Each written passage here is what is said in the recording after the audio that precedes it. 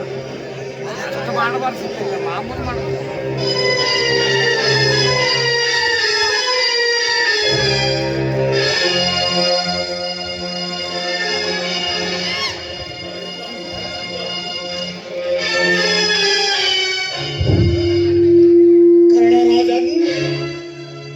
ದಿನ 15 ಕಳೆದರೂ ಕೌರವೇಶನ ಕಣ್ಣಿಗೆ ಬೆಳಗಲಿಲ್ಲ ಜಯಲಕ್ಷ್ಮೀ ಕಿರಣ. ನಮ್ಮಿ ಸ್ವರ್ಣ ಸ್ವಪ್ನ ಎಲ್ಲಿ ಪಂಚಕನ ಸಾಗುವುದೋ ಏನೋ. ಮೌನವೇಕೆ ಅಂಗರಾಜನೇ?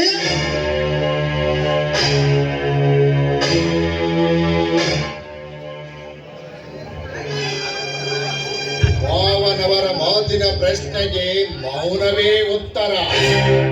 ಮೂರಕ್ಕೆ